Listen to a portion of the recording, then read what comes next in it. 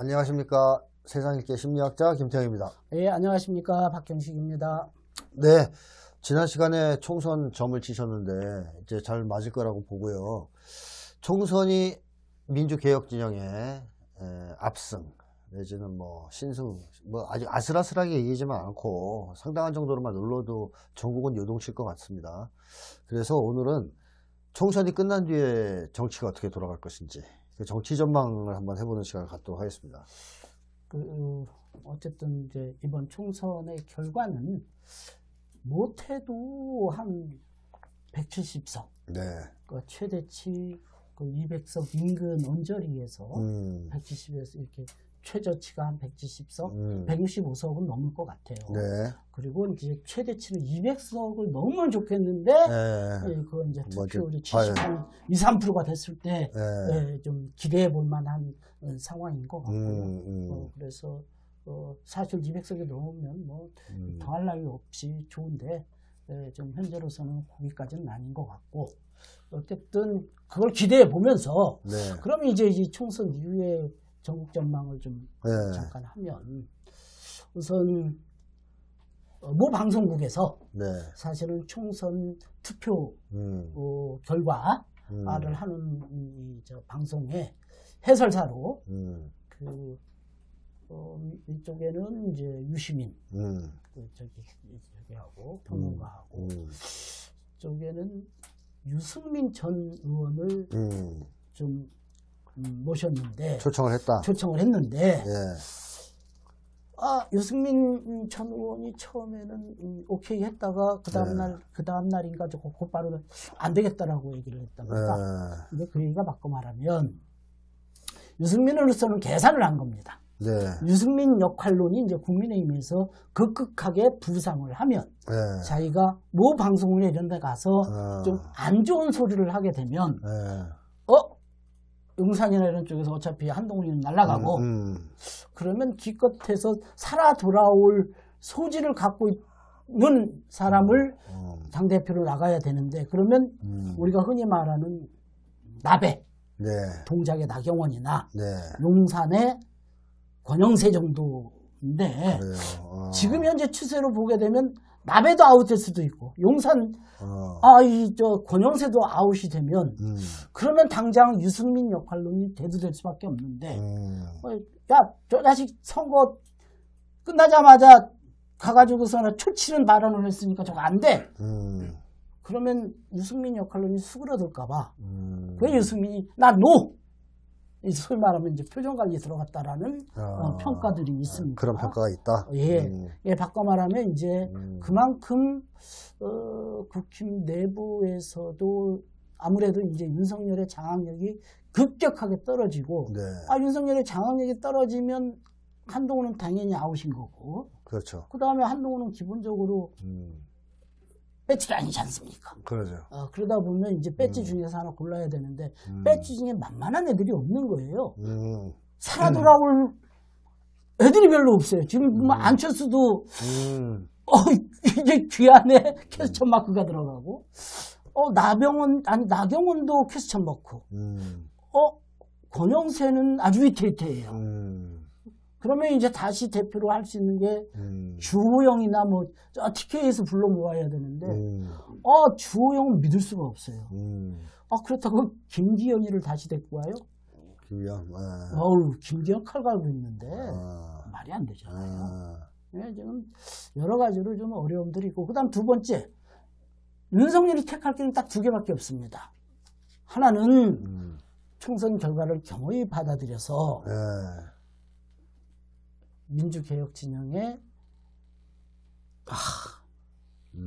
어서 오시죠. 제가 민심에 따르겠습니다.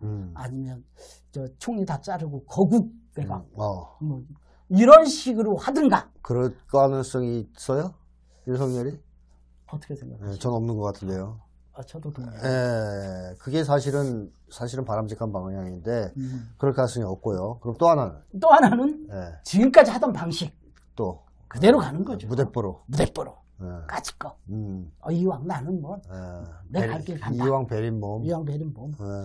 게다가 좀 약간 보면 지금 현재 전국에서 가장 꼬이고 있는 또 하나의 측면은 결국엔 지금 의료, 대란이 좀 현실화되고 있지 않습니까? 네.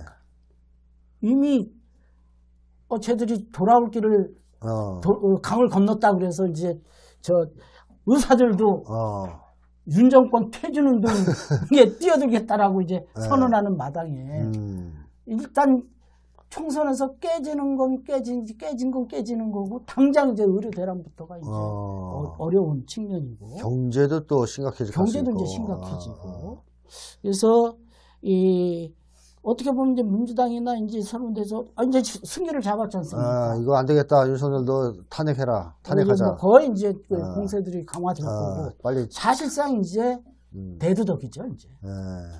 그래서 그런데 아까 말씀드렸던 것처럼 우리가 기대할 수 있는 윤석열이 아니지 않습니까? 그렇죠. 그래서 특검은 계속 거부할 거고 그럼 남은 거 할 수 있는 거는 그나마 국정조사는 가능합니다.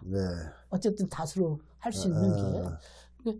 그러니까 이제 어차피 국정조사라는 게 실질적으로 할 수 있는 강제권이나 이런 것들은 좀 부족하기 때문에 여러 가지 어려움들은 많죠. 근데 이런 것들이 이제 쌓이다 보면 폭발하겠죠, 국민들이. 이게 잽도 너무 많이 맞다 보면 이제 그러기 상태로 가는 거죠.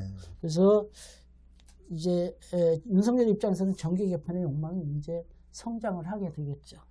정계 개편을 할 만한 힘이 있을까요? 없죠. 이때 힘이 있을 때 그게 가능한데. 그럼요. 그럼 할 수 있는 건 뭐겠습니까? 전쟁이요. 아니죠. 네. 검찰 동원하는데 검찰이 말을 듣겠나요?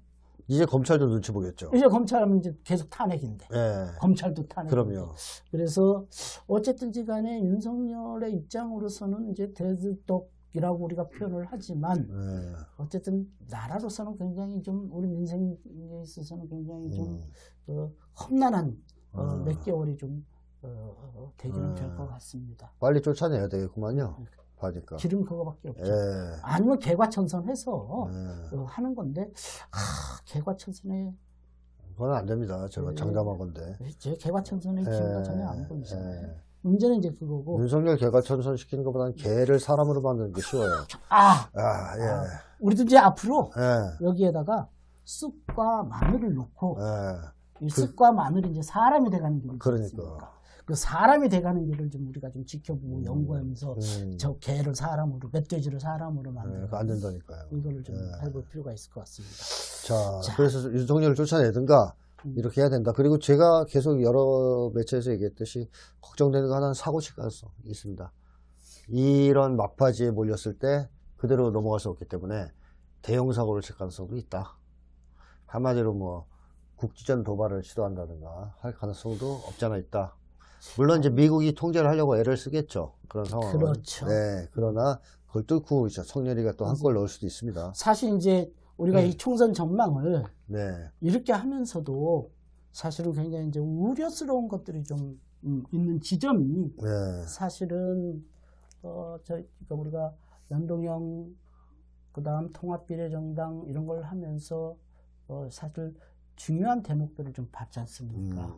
소위 말하면 더불어민주연합의 어쨌든 각각의 정당이 시민단체들이 절차적 정당성과 이런 것들을 확보해 가면서 공천을 했던 또는 추천을 했던 이러한 사람들을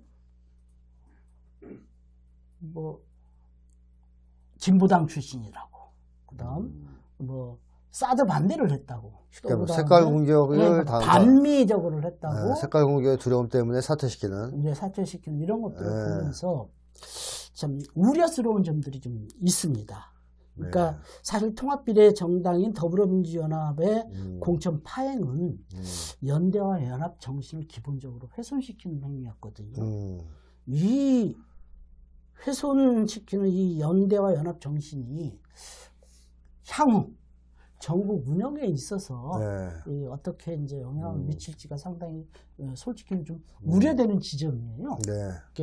가장 우려되는 지점이 이제 뭐냐면 사실은 우리가 반윤석열 전선을 이제 뭐 강화하고 확대하고 뭐 이런 데 있어서의 가장 핵심은 사실은 국내에 있어서의 어떤 민주주의의 퇴보라고 하는 측면도 있지만 사실 근본적으로는 국제 질서의 변화에 따른 우리 한반도의 이 지정학적 위치에 따른 자주적 외교의 필요성들이 상호 충돌됐기 때문에 이 문제가 제기된 거거든요. 네, 간단히 얘기하면 윤석열이 세상 돌아가는 걸 모르고 그렇죠. 계속 미국, 일본만 일방 맹정하면서 나라를 말아먹고 있기 때문에 네.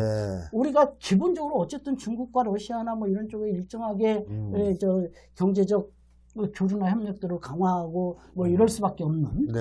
이런 이 지정학적 위치라고 하면 지정학적 위치고 어떻게 보면 그런 속에서의 자주적 외교 우리 소위 말하면 기본적으로 국가 주권의 자유로운 행사 이런 것들이 충돌되는 지점에서 반인 전선의 질적 강화라고 하는 내용들이 제기됐는데 이 문제에 사실은 민주당이 근본적인 이 연대와 연합 정신의 그 질적 강화에 훼손을 했어요.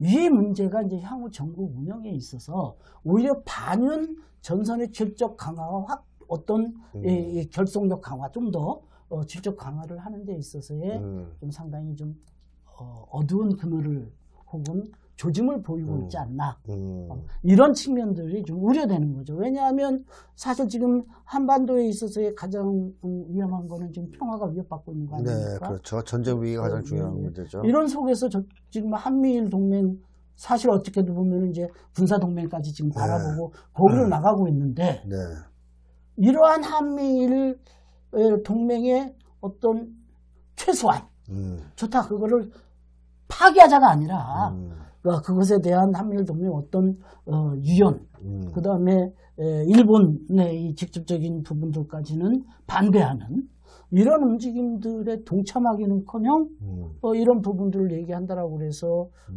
또 이 총선의 표에 도움이 안 된다고 해서 일종의 자기들의 주도권을 강화해가지고 이 연대와 연합 정신을 폐기했을 때, 훼손시켰을 때 이게 향후 전국에 과연 적절한 협조와 연대가 지속적으로 가능할 건가? 그 다음에 당장 지금 사실 한국의 민생 경제의 어떤 복원 또는 회복 이런 문제들은 지금 뭐 소위 말하면 이제 한반도의 공급망 추진, 재구축 이런 문제와 관련해서 지금 시장 단위로 재편성하려고 하는 거 아니겠습니까? 이런 속에서 사실 우리의 이해관계가 그는 지금 상호 충돌되는데 이런 부분들에서 어떻게 할 것인지 결국엔 그게 이제 일정 부분에 있어서는 한미 동맹의 파기가 아니라 최소한 유연화.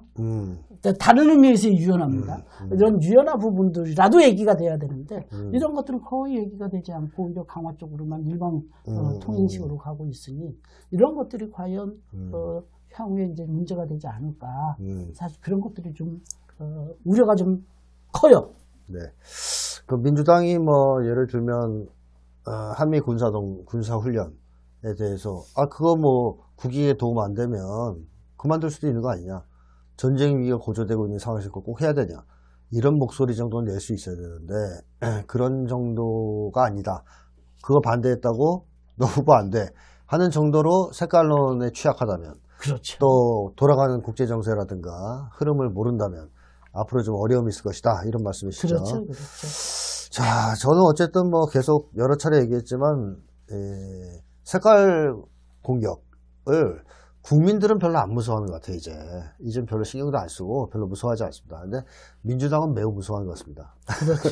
색깔 공격만 퍼부어 되면 쫄아가지고 막 설설 기는 듯한 모습까지 보이는데 앞으로 이제 그런 문제를 해결하지 못한다면 이 민주당이 중심이 된 어떤 연합전선이 반윤석열은 당연히 해낼 것이고 총선 이후에 그 이후에 이제 국가를 더 좋은 쪽으로 사회를 좋은 쪽으로 이끌어 나가야 되는데 그 역할을 제대로 해낼 수 있을지 의문이다 이런 이제 걱정을 하신 거죠. 그러니까 이제 그런 우려뿐만 아니라 사실은 그런 측면에서 민주당이 어떻게 보면은 주도권을 이번 선거에서 주도권을 행사를 했는데 그런 측면에서의 주도권을 또다시 거꾸로 행사하려고 한다면 원내에 있어서의 어떤 원만한 협조와 이런 것들이 계속적인 파열음이 날 수밖에 없고 그 다음에 사실 이번 총선이 다가 아니지 않습니까? 아 윤석열을 탄핵해서 또 쫓아내면 뭐합니까? 또 선거를 또 해야 되는데 그때 연대와 연합이 또 잘 안 되면 새로운 정권의 창출은 굉장히 좀 어려운 거죠. 왜냐하면 그런 속에서 또다시 파열음들이 또 나타나게 될 거고 사실 연대와 연합에 기초하지 않으면 새로운 정권의 창출은 굉장히 어렵거든요.